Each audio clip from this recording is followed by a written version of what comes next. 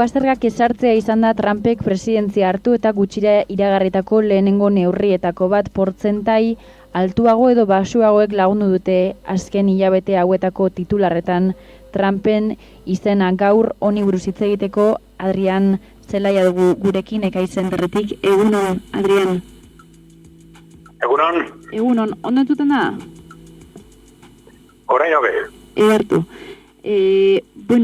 Zer ari da gertatzen etxe zurian? Zergatik mugazerga aplikatzen masibo hau?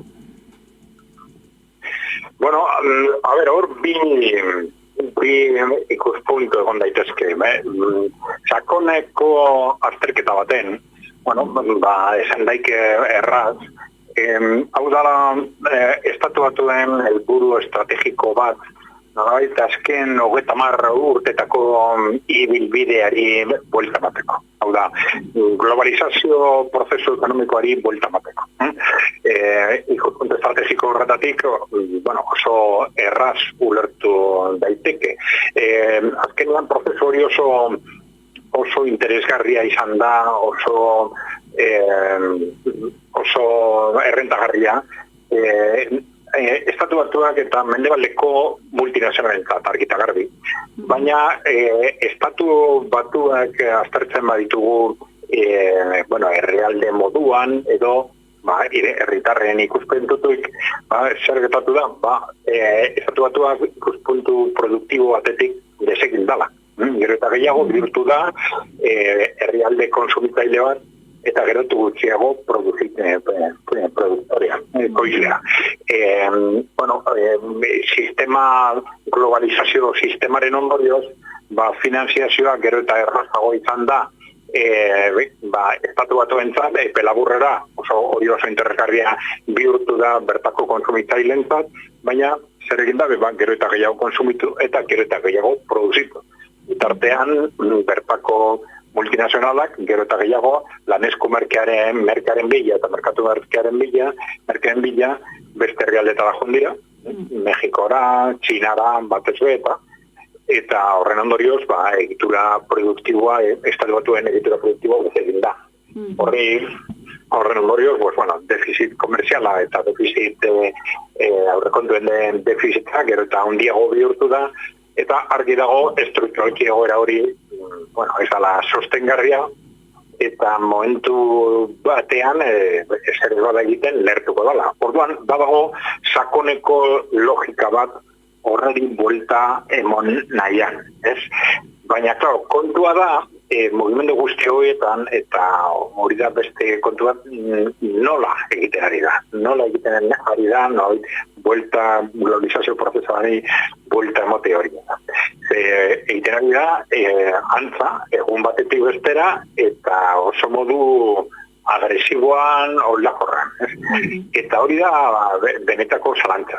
Lehenago, objetiboki aztertuta, ez dauko zentzuan dirik, berrogei urtetako prozesuari bati buelta emon nahian emon nahi izatia egun batutik bestera, erokeri bat ematen dau.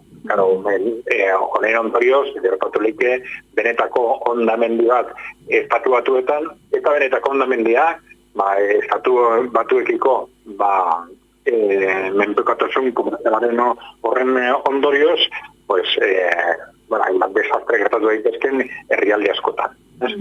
Eta, bestaletik, argi dago, horrelako mugimendu prozesuak martan jarri nahi izan ezkero, egoera edo globalizazio prozesuaren kalte horrei buelta emotia ez da konpontzen bakarrik muga zergekin, aduanak edo muga zergekin. Beste gauza asko gehiago behar dire. Batez plangintza estrategikoa, planifikazio baten behar da, ziurtatzeko muga zerga berri hoiei aprobetatzen direla zure egitura produktiboa berreskuratzeko.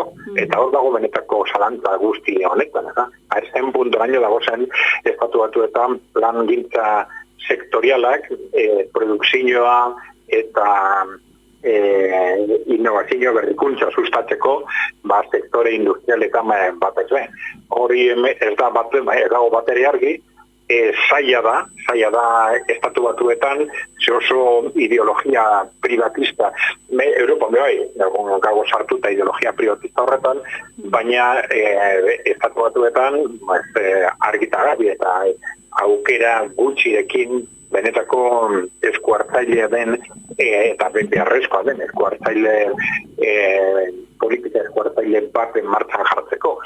Orduan muga horiek egonda, hori danak egoera desoreka guzti horiek konpondu nahi izatea egun batetik bestera eta politika egoera de produkzioa eta berrikuntza sustatzeko estrategia argiak egon barik, pues antza ez beko sentu handirik. Bueno, beste kontua da, a ber, zein punturaino, hau dana da estrategia negoziatzaile bat. Hau da, orain muga zerga horiek ezarri, urrengo astean kendu, berriro bi aste gerozago mehatxu gehiago, herrialde batzukin modu baten jokatu batzukin beste modu baten, hor ikusiko dugu, zekau, Donald Trumpen estrategia batez behin, nazioarte mailan, beti izan da kontradiktorioa, kaotikoa, eta orduan, ez dugu baztertu behar, ustekabeak zentsu batean zendatea. Eta, Adrian, zeden arabera aplikatu ditu muga zergak.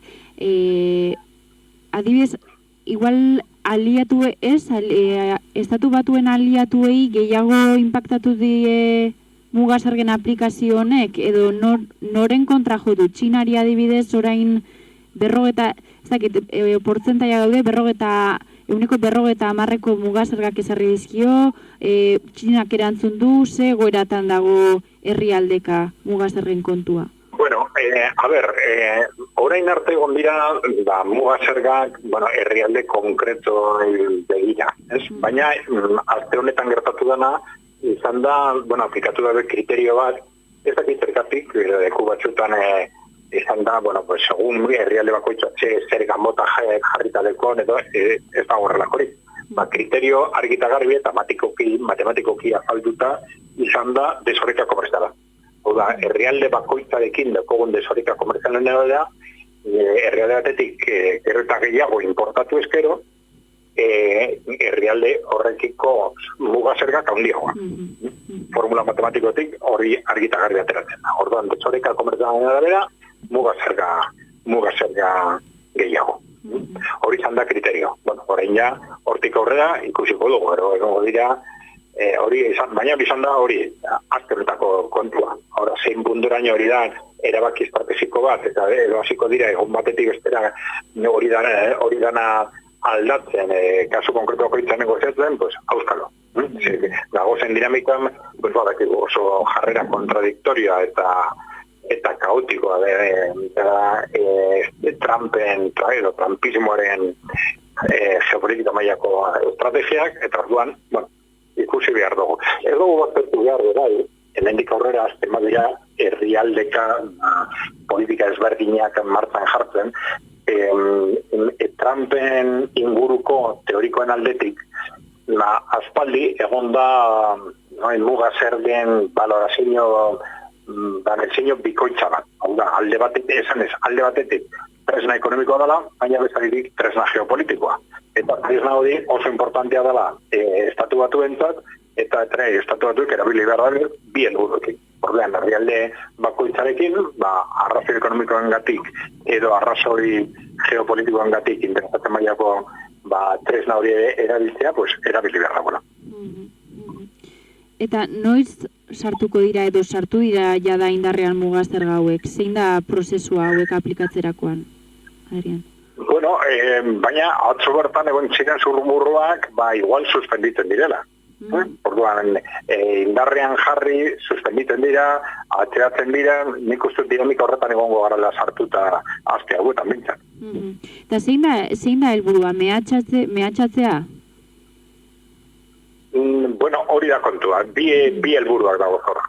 Sakoneko helburu bat, baitez, estatu batuen ekonomia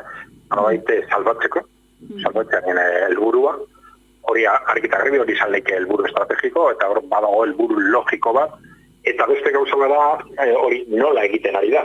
Eta nola horretan, pues bueno, esan duguna, bere ingurukoek uste dabe muga zergena politika horren atzean, bi helburu dago. Hori da tresna ikaragarria estatu batuentzat, herrialde askorekin, zergatik da tresna importantea estatu batuentzat, oso herrialde importatzailea bihurtu dalako, konsumitzailea, produktoria baino askor gehiago, eta orduan, oro har interesatzen jako, kanpotik duen dependentzia hori mugatzen juteko, eta orduan, hori nola eta noiz egin, helburu politiko eta ekonomiko arabera.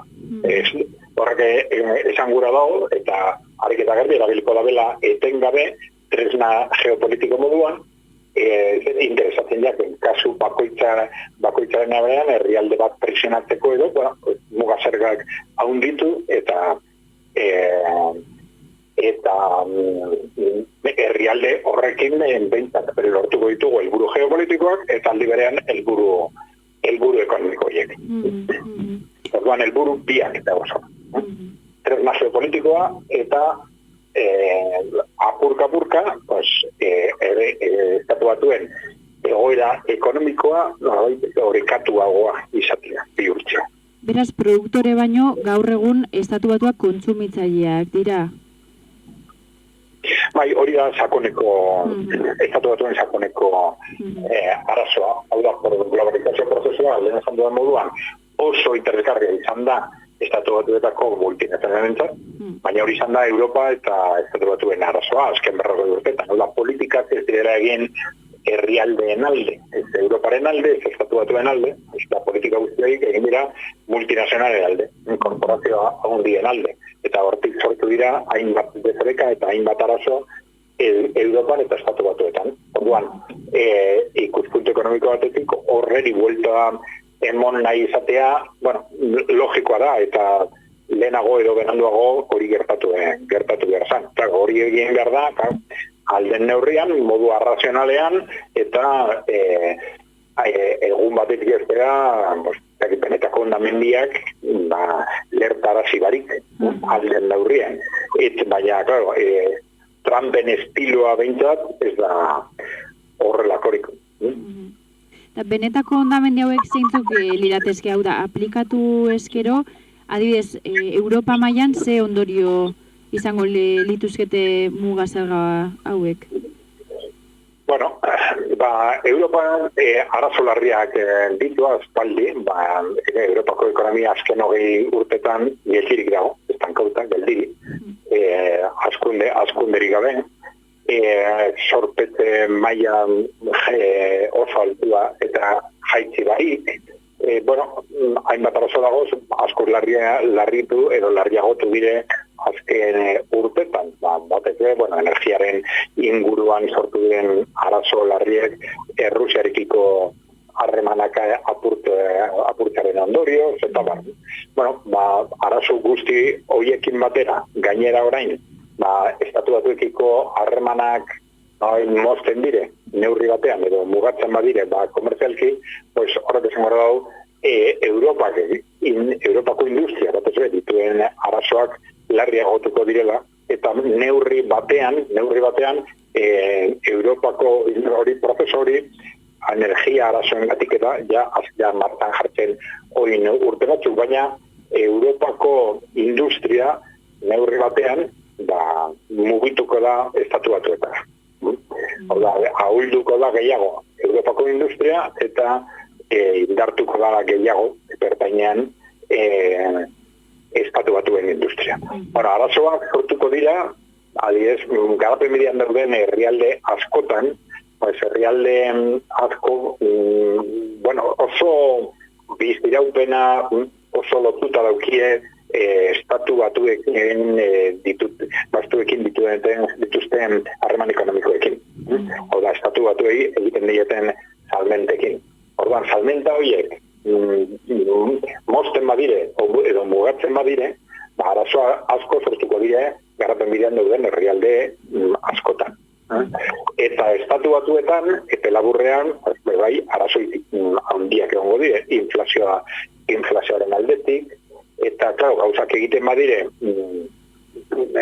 dinez, planteatzen ari den moduan, eta hori bakigu, ze erabakiak aldatzen ari dire aste batetik bestera, baina gertatu leike bai, estatu batuetan bai, krisi industrial gogor batez be, hornikuntzen aldetik, hau da, Europako estatu batuen industriak, erosten dituen proiektuak oso asko gareztituko direlako, hainbat sektoretan, estatu batuetan bai, arazoak egongo dire.